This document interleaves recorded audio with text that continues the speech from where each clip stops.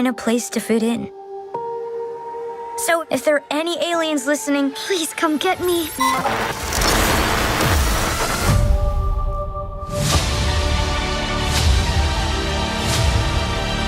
It's really happening! I do it! Pixar opened a movie called Elio in June 2025 and made $35 million worldwide. All I ever wanted was to find a place to fit in. That is not a misprint. That is the worst theatrical opening in Pixar's history. It's really happening! From a studio that won 11 of the first 13 Best Animated Feature Oscars ever awarded. The collapse did not start with Elio. It started 5 years earlier, in March 2020, with a single decision made by one Disney executive sitting in California. His name was Bob Chapek. Here is what most people get wrong about why Pixar lost its theatrical empire. They think the studio lost its magic, that without John Lasseter and the original brain trust, the films simply are not as good as they used to be.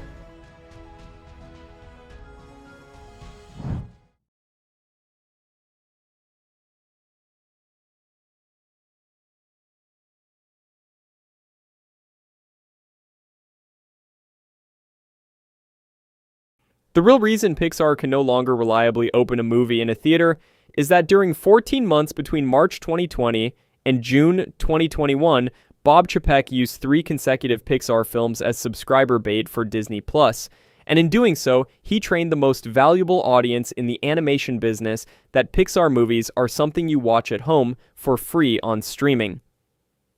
By the end of this video, you will understand exactly how Onward, Soul, and Luca were sacrificed to subscription growth metrics, why Lightyear's theatrical reopening collapsed in 2022, why Pixar laid off 175 staff in 2024, why the studio has not successfully launched a new theatrical original property since Coco in 2017, and why Toy Story 5 in June 2026 is not a triumphant creative return, it is the bailout. To understand what was broken, you have to understand what existed first. Pixar Animation Studios was founded in 1986 and released its first feature, Toy Story, in 1995. From that point until the late 2010s, Pixar was the most reliable theatrical bet in Hollywood. 11 of the first 13 Academy Awards for Best Animated Feature went to Pixar films. Finding Nemo, The Incredibles, Up, Inside Out, Coco.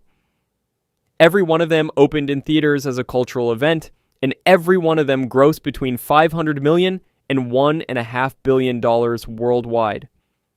Coco, the most recent original theatrical hit Pixar would produce, made $807 million in 2017.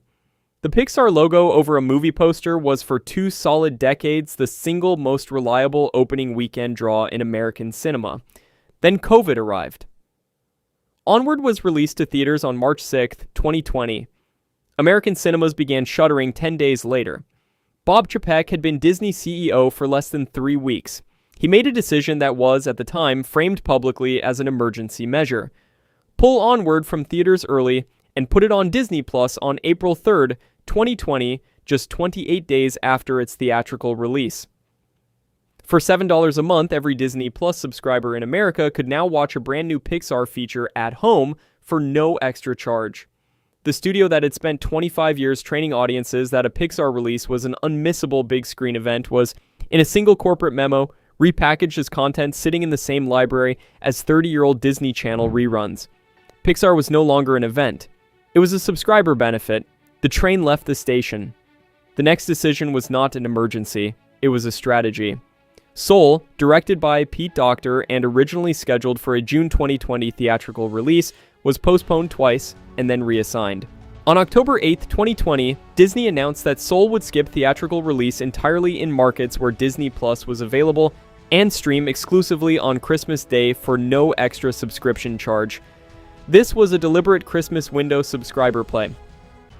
A new Pixar feature, the studio's first ever centered on a black protagonist, was used as a tentpole to drive subscription growth during the most watched television week of the entire year. Pixar staff were widely reported in industry trade press as demoralized. By June 2021, the pandemic excuse was no longer available.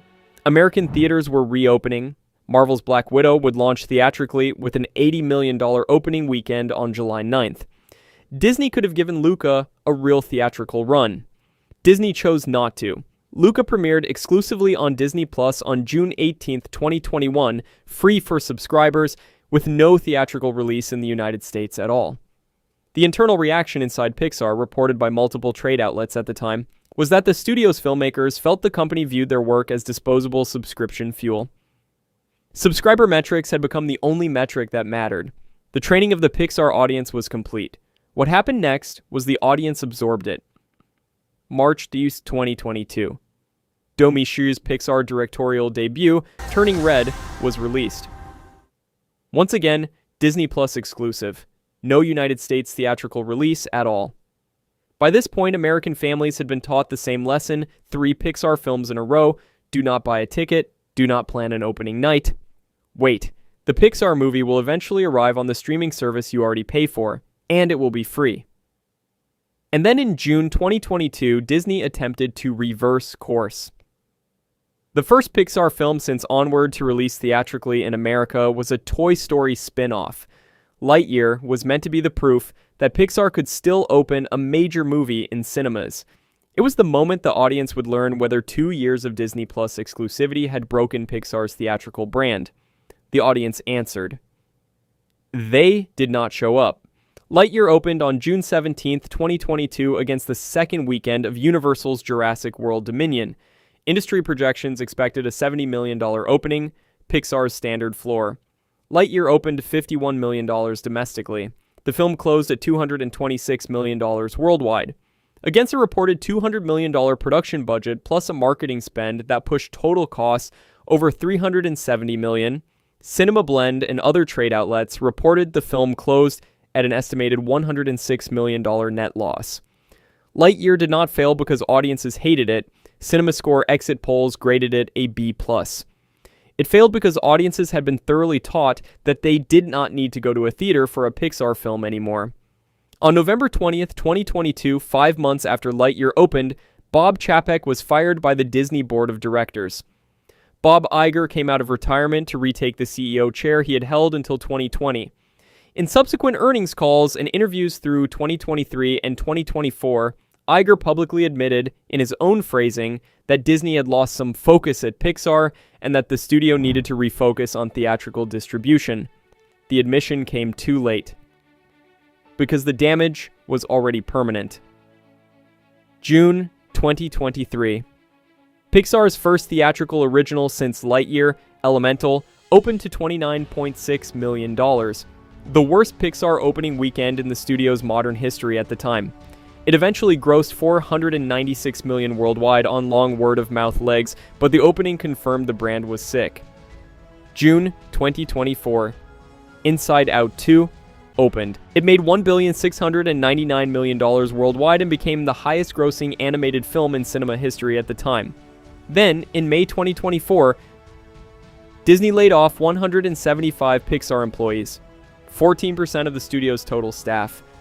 Then, June 2025, Elio opened at $21 million domestic, $35 million worldwide, the worst theatrical opening in Pixar's entire history. The pattern was now unmistakable. Sequels work, originals do not. Inside Out 2, sequel, $1.7 billion. Toy Story 4, sequel from 2019, $1 billion. Elio, original, $35 million. Elemental, original, only saved by audience word-of-mouth legs after a record-low opening. Pixar has not successfully launched a brand new theatrical original property since Coco in 2017. Audiences in 2026 trust the Pixar brand only when the title on the poster is a property they already loved before 2020. Toy Story 5 releases June 19th, 2026. Andrew Stanton directs. The official marketing logline is, quote, Toy meets Tech. It is not a creative renaissance. It is the bailout, the only Pixar property reliable enough at this point in the studio's collapse to be guaranteed a theatrical opening. Bob Chapek did not destroy Pixar's animation talent. The studio still produces films that audiences and critics widely praise on streaming. What Chapek destroyed in 14 months was the much more valuable thing, the assumption, built across 25 years, that a Pixar release was an event you went to a theater for. Once that assumption is broken, it does not come back. Toy Story 5 is the last name in the Rolodex powerful enough to override it. Drop a comment below. What was the last original Pixar film you actually paid for a theater ticket to see? And are you planning to take your family to Toy Story 5 in June, or are you just waiting for it to land on Disney+?